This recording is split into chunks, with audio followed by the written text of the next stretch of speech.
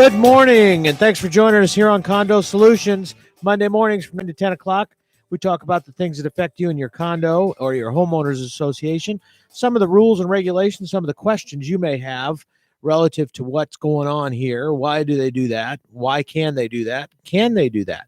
So all of those questions we're here to help you with. My name is Mark Breckbill. I'm a local community association manager and also a CPA, and have been doing both for some period of time now.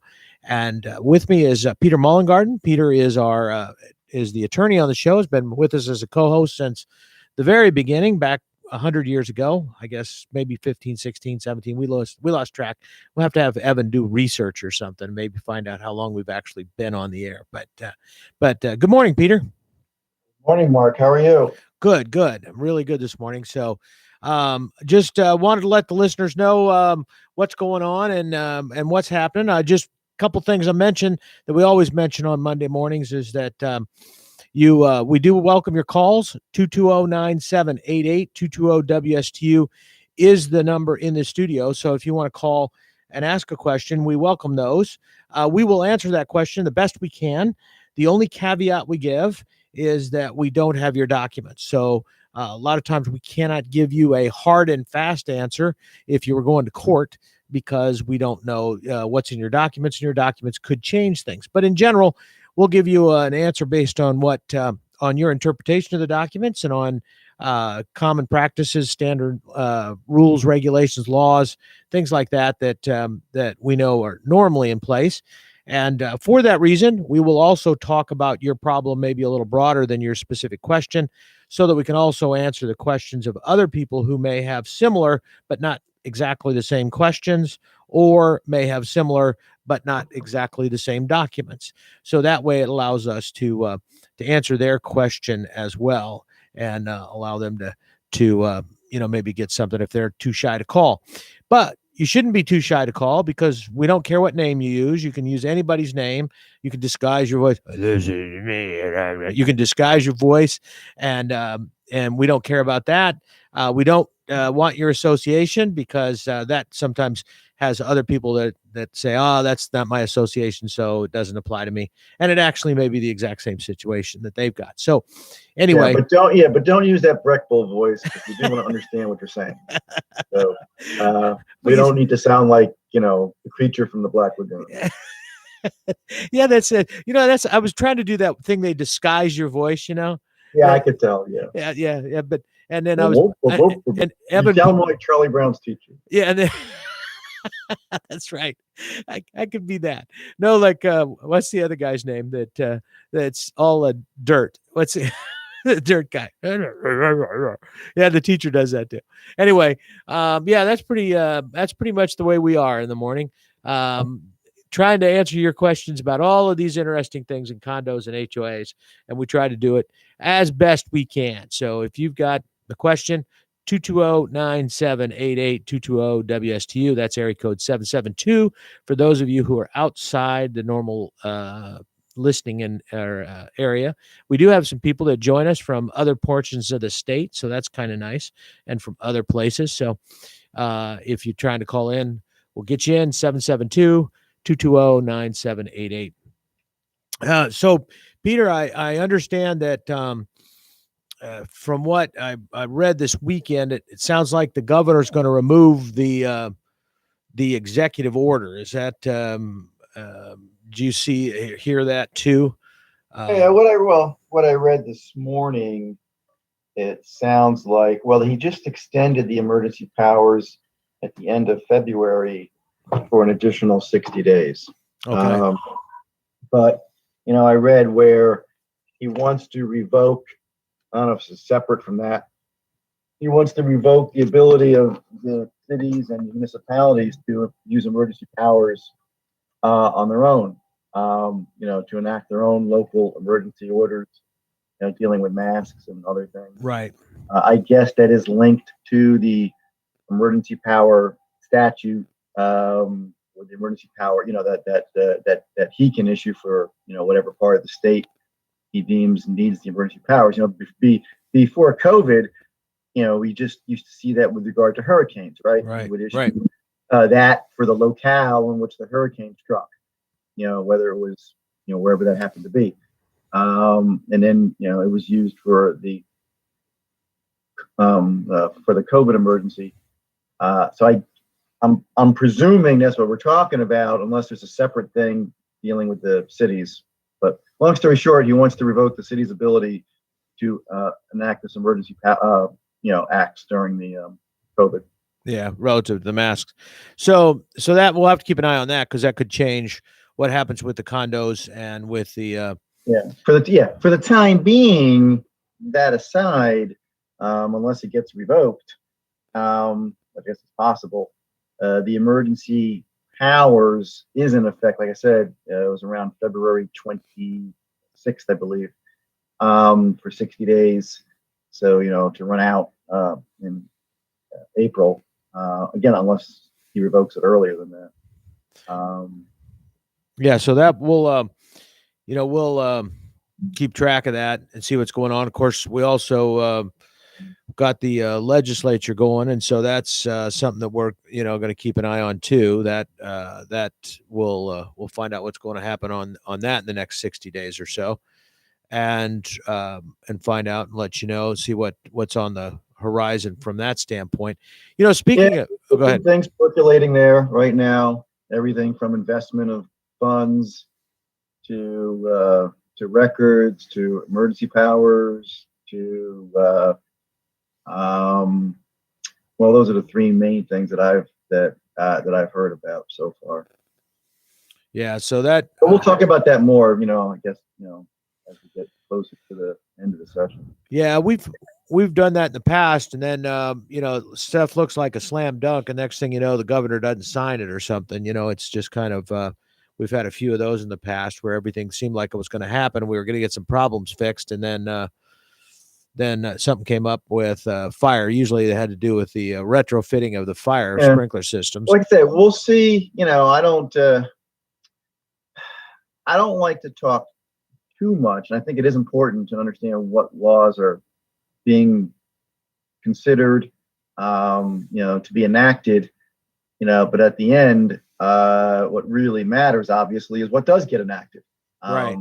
The fact that things get talked about for 60 days, and as you said, either do not get signed by the governor, or otherwise, don't get passed by the legislature, obviously.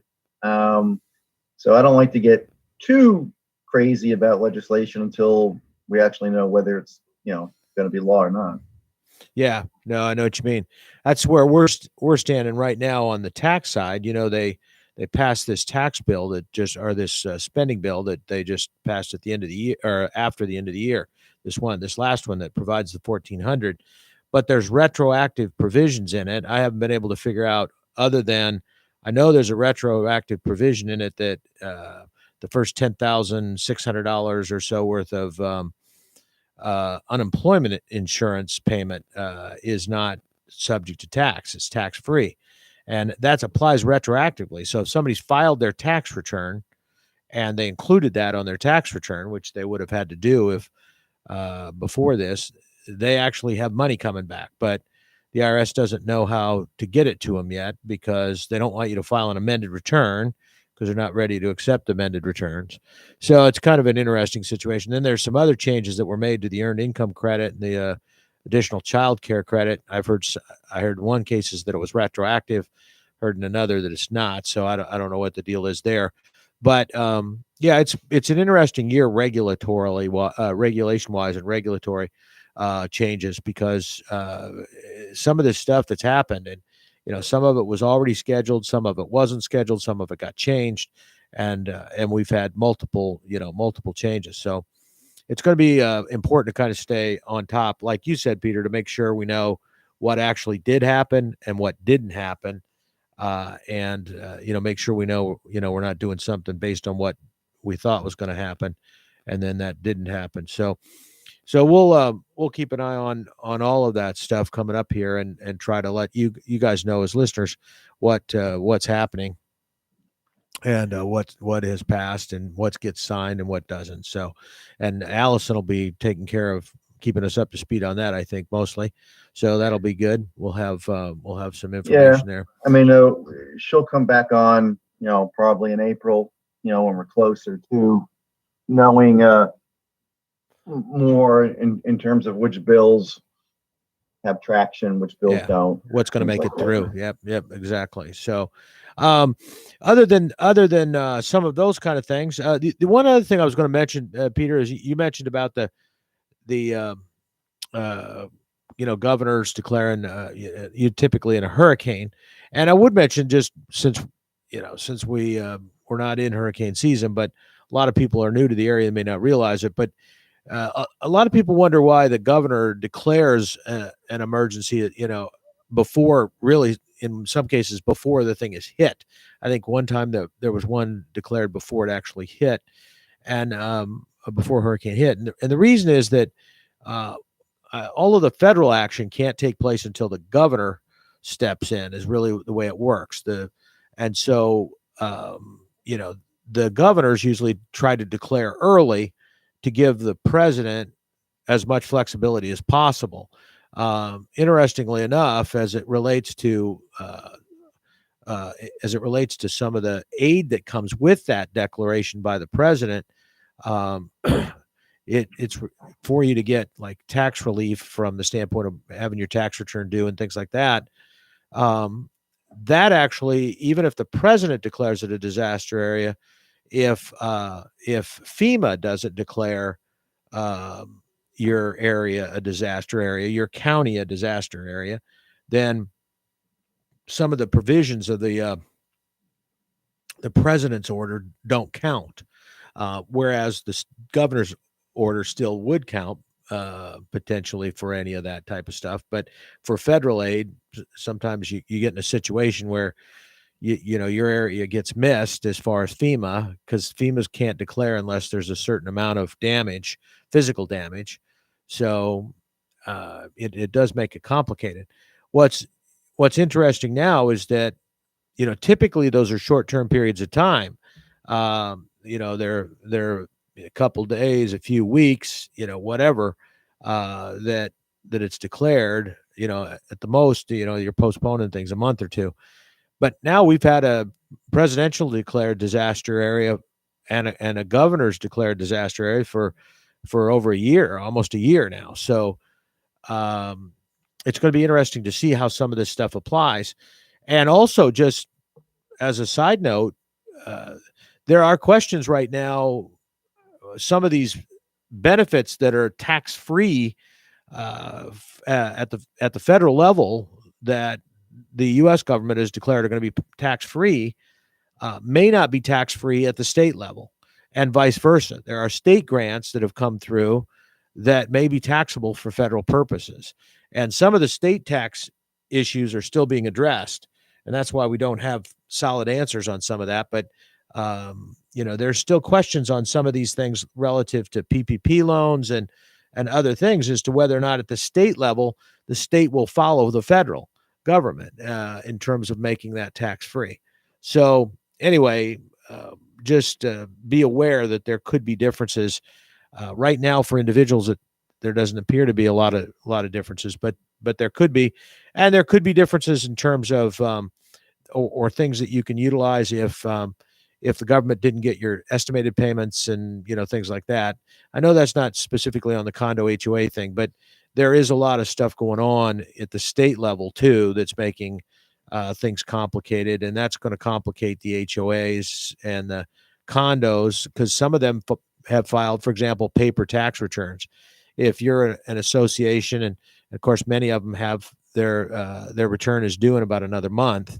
Um, if you have and if you've filed as an association, have mailed in your tax return in the past, there's a really good chance that the IRS isn't going to get it in the near term. So, so expect to see a number of notices from them, but you about you not filing or being late or whatever, and that could also occur at the state level because of the fact that there's a lot of this stuff is being delayed, and the IRS in particular is behind millions of pieces of mail that they haven't opened a portion of which include checks, so and tax returns. So anyway, just as a side note, you might want to be aware of that in your association, that you could be dealing with some of these penalties or late notices or whatever because they're not receiving any mail. So if you sent anything in by mail, don't expect that they received it. That's true for individuals as well. So anyway, just wanted to mention that as some of the things to keep an eye out this time as we're coming into the tax season. Um, other than some of those kind of things, Peter, what other kind of things do you have you noticed cropping up here that you've been dealing with? Um, well, right now I would say it's pretty much of, associations getting through their annual meetings, um, through basically, which is through March, a little bit into April, mostly through March. So finishing the annual meeting season. Now, how's that going? Are there have you noticed more conflict this year because of all the coronavirus stuff, or I mean, do these meetings have you been getting maybe more contact from your clients about maybe meetings, worried about contested meetings, or worried about how to handle the meetings, or about some of the things Yeah, I mean, about yeah, obviously canceling? there's been more questions about, meetings, doing them remotely, meetings being done by Zoom, meetings being done in a combination of in person, limited in person and Zoom, or some kind of platform like Zoom. Um, I think there's been an uptick in contested elections, um, with more people running for the board. I can't say that's a huge trend. This is not an empirical study. This Yeah, is right. just observational. Um, I think, considering everything with, with COVID and Zoom, I think it's ended up going relatively smoothly. Um, I don't know. Maybe we'll see some arbitrations or some cases arising out of this. We'll see. Um, so other than that, I have several associations now that are moving into, projects like remodeling and things like that they want to get into and hopefully done, as we go into spring, summer, when people start leaving. So I've seen a few of those more than usual. Um, Other than that, those are I can't think of any other trends or anything like that. Um, that's Speaking of the remodeling and some of the work that's being done, the reserve expenditure work and some of that, um, if you planned this out, a year ago or 6 months ago, and and maybe tentatively priced it out, a year ago or 6 months ago, because you thought maybe you might have to have a special assessment, or you're worried about whether you had enough money to cover it in your reserves. Um, you may want to do that again as you get close here to decide what you're going to do, because I know, uh, like for example, asphalt prices have seem to be going up pretty quickly as a result of the uh, as a result of oil prices going up pretty quickly. So keep an eye on that. Anything that's petroleum based, you may see some change in numbers. I've had that happen to me just personally on a resurface project. Numbers went up pretty quickly. So if you're looking at a big job like that, redoing your parking lot, you may want to find out if those numbers have changed, or hopefully, if you're going to do it and you're basing it on, get those numbers locked in uh, if you can, because right now there is some variation in those prices that you may Yeah, you may run into. So, and that's true with construction material as well. On the other side of the coin, a lot of construction material isn't available because the demand is so high, and some of the places that the material is produced aren't producing.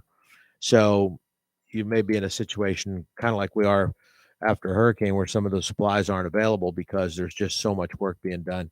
So if you are looking at off-season work and getting your, some of the stuff done from a planning standpoint, might want to tie your numbers down again, just to make sure that either that it's the monies that the prices haven't gone up, or that the materials are going to be available um, right now in the next couple 2-3 months, because some of that stuff for you to do it 3 or 4 months from now, you may have to order some of those materials now. So make sure you're looking at that and getting that dialed in right ahead of time, so you don't get any big surprises when you get ready to go. Other than that, that's that was the thing I noticed for me personally was starting to come through is different increases in prices. We're starting to see a little bit of an adjustment in price, especially anything that's construction or petroleum based. Um, And as always, I'm seeing, usual, maybe slightly more influx of the support animal requests, but that's that's not really, dude. I don't think seasonal or anything else. It's like just steady, if not increasing on that. what finally wasn't there going to be a change on that? That was it federal law or was it um, or is Well, it Florida enacted their own statute on that. It's actually section 760.27, um, dealing specifically with support animals and the information that can be requested, dealing a little bit with telehealth providers and specifics about telehealth in out of state telehealth providers. Um, so yeah, and providing that if someone intentionally and fraudulently attempts to acquire an animal, a support animal, um, that is a misdemeanor. No, I haven't seen any enforcement of that. That's obviously not done by the association since it is a criminal statute. Um, but yeah, that was enacted last year. Um, the federal law on that, the guidelines changed. The HUD guidelines issued by Department of Housing and Urban Development, they changed it at the beginning of last year. So in January of 2020, the HUD guidelines were modified regarding, again, the information that a housing provider, including an association, can require, guidelines regarding that information, and what can and can't be asked. So overall, those changes, I guess, were relatively minor. The law is still basically the same. You have to be disabled, and if you're disabled, you're entitled to an accommodation. If the disability and or the disability related need for the animal are not readily apparent, then the association is entitled to documentation about it from a licensed healthcare provider. But without going into too much detail, I just, again, that just marches on, and you know associations just need to evaluate those requests on a case by case basis.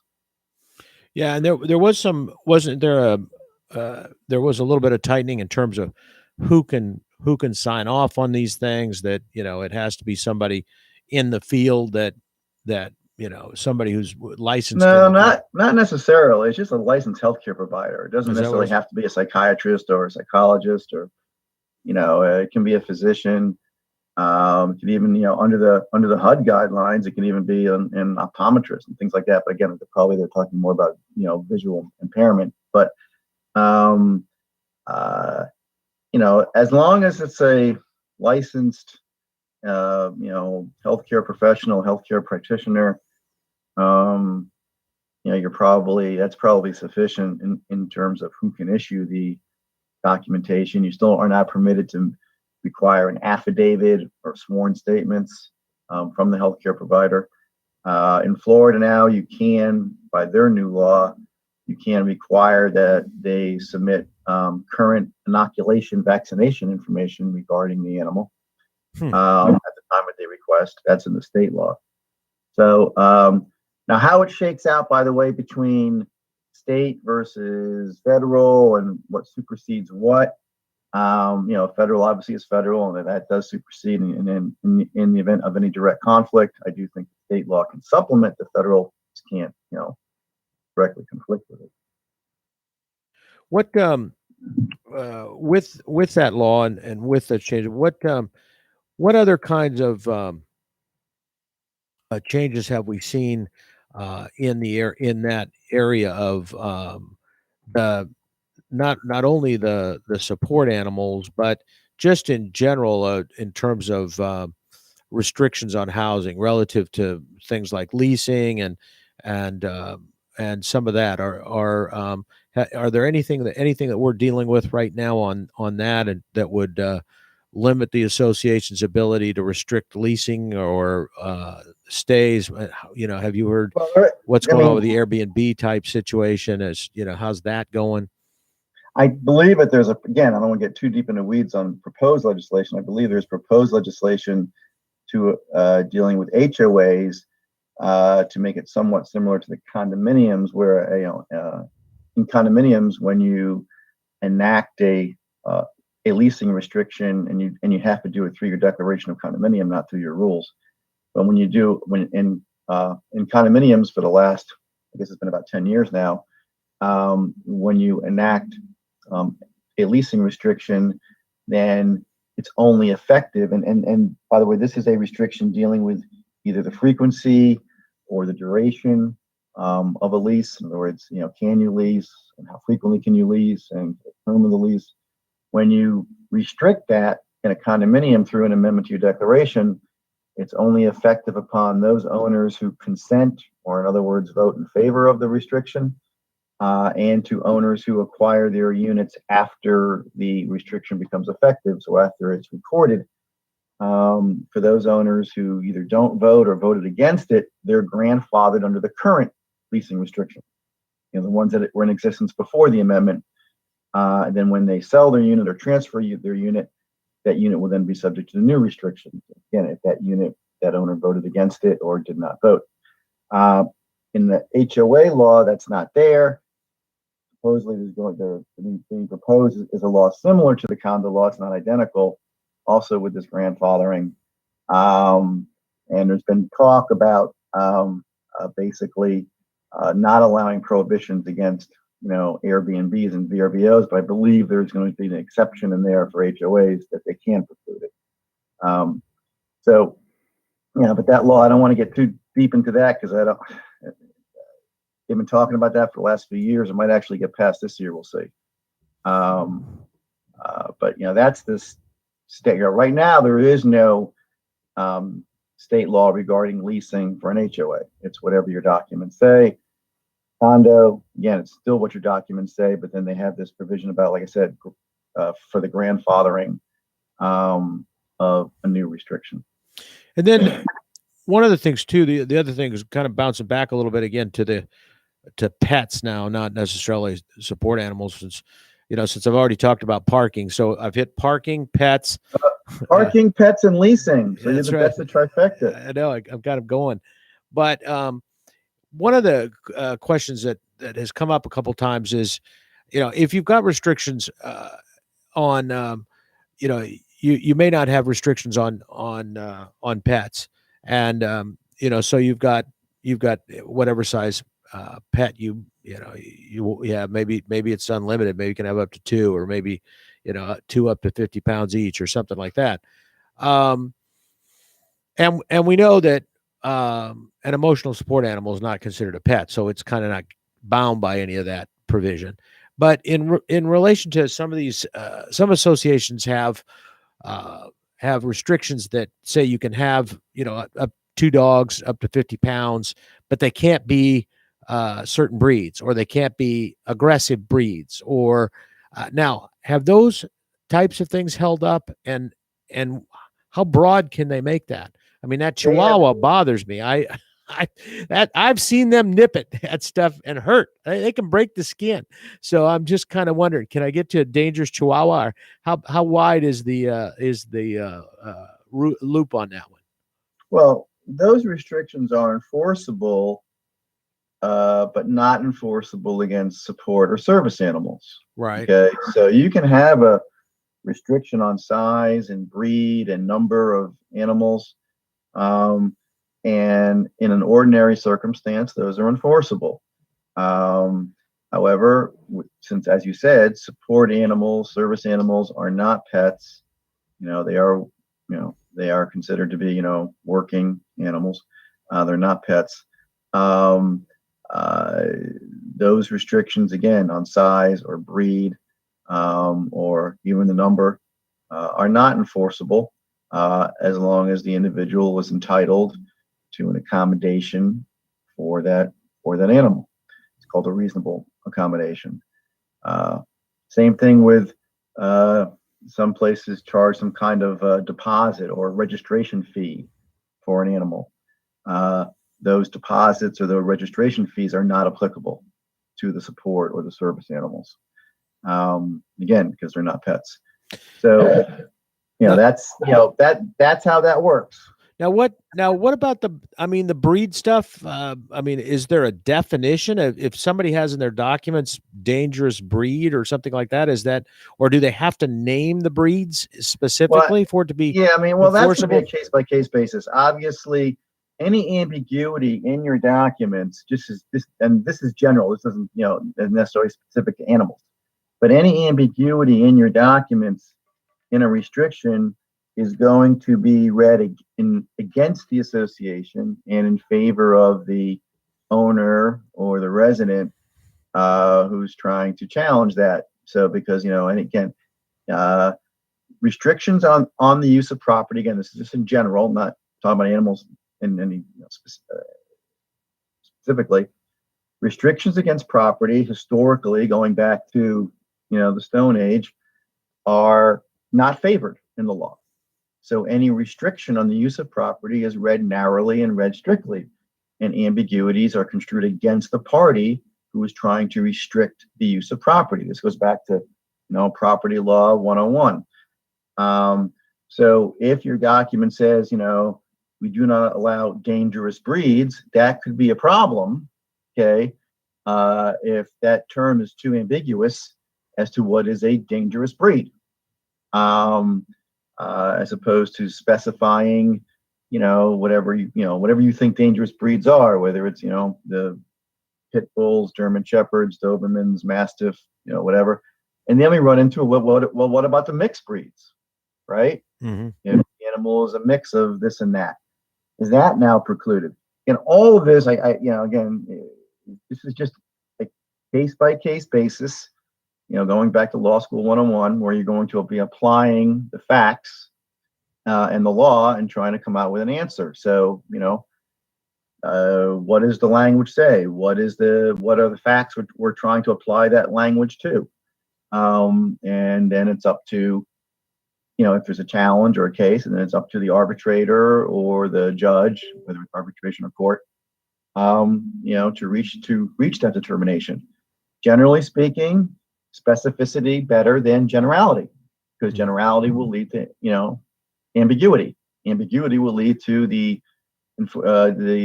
restriction not being enforceable. Again, that's not a hard and fast rule necessarily, but that's just something to keep in mind. Okay. Well, that's good. It's kind of good because I know this issue does come up because no matter what, you got associations that ban any kind of pets, and if they want to do that, that's fine, and that's pretty clear cut. No pets. Although it does get a little wishy washy when you get into the fish and you get into the lizards and some of those kind of things. You're never you're never sure whether those are banned or not. But it does get pretty that's pretty clear. But these ones that I know I've had associations and it always comes up, you get somebody who wants to buy and they've got a German Shepherd, okay, and I had a German Shepherd when I was growing up as a kid, so I don't always think of those as dangerous animal, as a dangerous breed, but then but they're police, they're police dogs. That's the primary police dog breed, so they are, they can be trained, but it's just kind of weird because I always wondered, unless you sit there and name all of those breeds, and like you said, then you get into these, what about mixed breeds? What if it's 42% pit bull? What, and the rest is boxer? Is boxer, that type of thing. So it is a issue, and with all of the people that are moving, I think one of the things we're going to see is we're going to see a strain on some of these some of these rules because as I said, as people start moving down here, they don't think about some of those things when they're buying online, and they're buying The same thing, I mean, I hear this, and I don't want to get, again, these are topics that could, go on for a long time, but, not just with pets, but the other area where you reach a lot of problems sometimes with the language is vehicles. Yeah. Because, the document was written 30 years ago, and now vehicles have changed. And, some people think that the big SUVs are trucks because they're on truck chassis. I don't think they are trucks. Okay. Right. Because they don't have a bed for a cargo bed and so I guess the bottom line is when you're writing your documents, or if you're rewriting your documents, you got to think clearly, what is your real intent? Okay. Is the intent, we don't like trucks, like a pickup truck or other kind of trucks because of the way they look, in terms of, that, for our community? Or are you more concerned about size because you're concerned about, sight lines and people being able to see, when they back up and things like that? So do you want to make your restrictions based on the size of the vehicle and not so much type of vehicle? Or if you really want to prohibit, or if you just, or if you don't want trucks, then define what, truck and things like that. I'm just, using that as an example because as we talked about on the air many times, vans used to be a bugaboo, right? Yeah. You don't want vans. Until the Chrysler minivan. Yeah, then right, exactly. And then minivans took over, right? They became the new station wagon 40 years ago or whenever it was. So now basically vans are ubiquitous, and so you might not want to have panel vans though, the ones that are primarily used for commercial use, no windows and things like that on the sides. So again, without going excruciating detail, at the end of the day, draft your documents with what you want your community to be. You can draft it trying with an eye to the future in terms of because things change over time. But whether it's animals, vehicles, leasing, whatever it may be, what fits your particular community, your owners, your residents, and then try to make the language clear. So when you do have to enforce it, you'll have a good shot of success. Yeah, I think that's the key to it is to just make sure that you've kind of thought it through and have come up with something that makes sense and it's defined. Because I think that's the problem is that a lot of times people get lazy on some of these rules and just use some blanket terms, and that's kind of what I was getting at. Dangerous breeds, they use some blanket term, and then I would not use dangerous breeds. Now, if I was going to use dangerous breeds, and I'm not saying that I've written every document I've written is perfect because that would be a lie. But if you're going to say dangerous breeds, then maybe it's dangerous breeds as determined by the American Kennel Society or whatever it is, or if there is a recognized institution or group or expert that has a recognized definition of dangerous breeds, then make reference to that and say, okay, dangerous breeds per whatever. Yeah. So at least now it's linked to something that is specific. No, that makes that makes a lot of sense. So you've got something that by an independent body, so that you can also say, right, it's not our rules, it's their ruls. So not us. It's what they're saying is dangerous. Yeah, yeah. So the Mark Reckwell, Chihuahua Society. That's right. I got to get rid of those things. Those things are dangerous. I mean, I had one, and it was just it was a dangerous little animal, and they got more dangerous as they got older. But anyway. No. Kind of like you. Yeah, that's right. That's true. More cantankerous. That's for sure. Right, grumpy. Yeah, but yeah, it's so that's that's one of the things, and I didn't even think about it much, but I mean, even when you get into I hadn't thought about the fact that you got so many mixed breeds, right? And so now, now you're talking about what mixes are they, what do they add up to, that kind of thing. So it's kind of interesting that it does get kind of weird sometimes. The the one of the things I was going to mention is that we do have a lot of building going on right now, and we have some new homes, and there are now developments that are coming online that may have been dormant for some period of time, and that are moving towards turnover. And if you're buying in a community there, you should at least investigate what you're buying into and what the situation may be, because a lot of them, it's good and they are good, but the as we've talked about in the past, the developers trying to sell units. Once they've sold units, they're done. They want their money and they want to go away.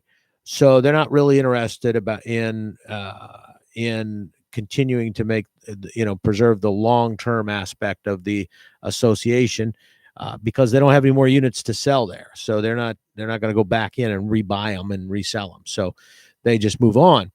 So if you're moving into a community that is still under developer control or has been under developer control for a long time, it's going to turn over. Make sure that you're looking at the documents. Make sure you know what the requirements are for reserves, what kind of reserves they have. And when I say what kind of reserves they have, I mean not only what type of reserves, like roof or painting or whatever, but I also mean whether they're statutory or non-statutory reserves. In an HOA community, you can conceivably move in there and there can be it looks like they got money to do the roof or they got money to do this and that. And it can turn out that, after you move in, the board gets rid of all those reserves, and or somebody gets rid of all those reserves, and they're not there. And so you just need to be aware of that and what kind of control you have over those reserves and those reserve funds, because it makes a big difference. You also need to look at what the association has in reserve fund, because that affects your price. And that's the funny thing right now is people are buying stuff sight unseen, and they're buying it based on what it looks like online, but they're not buying it financially and they're not comparing, and they're not looking at, say, an oceanfront condominium project that is maybe going to have to redo their balconies and spend $300,000, and are looking at a special assessment because there's no money for that, versus versus another association that just had that done and you're in pretty good shape, and you're paying just about the same price. So if you're a buyer of a unit, you're looking at buying something, keep an eye on those kind of things. At least look at the financial information and make sure that you've got some idea of what you're buying into financially, pluses and minuses, because it makes a big difference. And so many people buy in. The last thing you want to do is buy into a place and have a special assessment if you didn't know you were looking at one. I bought a unit out in Palm City. I knew ahead of time that they were already doing the roofs. I knew it was going to be a couple years, but that my roof was going to be done. I knew approximately how much it was going to cost, $5,000 or $6,000. So I knew all of that stuff. I knew it was all going to happen, and so my price when I bought was based on having to spend that money, and the overall prices were kind of based on everybody having to spend that kind of money. But the thing was, in those days, we didn't have the competition for units that we've got right now. And so, today some people are overlooking some of those issues, and they may be big issues. Some of those assessments can be fairly large. So, so that's something to have an eye out for, and what's being done from a board standpoint. We talked about some of these things happening and some of the provisions that some of the repairs and replacements that are taking place. It is good to look at some of this stuff because these things may not get cheaper, and it may not, and it may be harder to get money from members to pay for it, depending upon what happens financially and how tight things get and what happens with retirement and that kind of thing. So make sure that if you're a board member and you're looking at some of these things, and it may be that it's not going to get any cheaper to do this. I talked before about material costs and prices, taking a look at that. You should also take a look at maybe some projections and where you think you're going to be, because it may make sense to do some of this stuff sooner and get it done at lower prices than waiting, another year or 6 or 8 months and have, a lot of the construction prices through the roof. And then it's very, very expensive to get it done. So anyway, just some precautions, some things that you may want to look at as board members, and some of the things that you might want to do. The other thing I'll mention is that, and this happened in 2007, 6, when the prices went up on houses. We've talked about this, and from a board standpoint, it's something to be aware of, that somebody who's buying a $500,000 house has expectations that are different than someone who's buying a $200,000 house. So if you're in a community where a number of your units used to be $100,000, and now all of a sudden they're selling for $250,000, you may find that the people that are moving in aren't going to be happy with waiting another year to resurface the pool, or waiting another 2 years to take care of the landscaping issue, or whatever it was. They're going to want that stuff done, and they're not going to be as happy about waiting and holding off. And that's important for some of these associations where many of your unit owners are on a fixed income, to start planning for some of that, because it's going to happen. And we've seen it happen in a number of communities. Like I said, it happened big time in 2006. Had people buying units that used to sell for 60 or 70,000. They were paying, $400,000 for units on the water. And when they got in there, they wanted all the stuff fixed. They didn't want all the stuff messed up. So they didn't want it, wait. So keep that in mind. You may have different members coming in, and there may be a lot more conflict to get some of these things done a little sooner rather than later. So anyway, anything to add to that, Peter, before we run out of time here? Nope, you're good. Okay. All right. Well, we appreciate you joining us here on Condo Solutions. We are here every Monday from about 9:10 until 10 o'clock to try to answer your questions and help you out with some of the things that you may be facing. If you're new to condos or homeowners associations, or new to the boards, and you may have questions about rules and regulations, that's why we're here. We've been here for about 17 years, I think, somewhere in that range, 16, 17 years. And so we'll be back, hopefully, next Monday from 9 to 10 o'clock. Right here on WSTU Digital 1450, or Martin County's Heritage Station.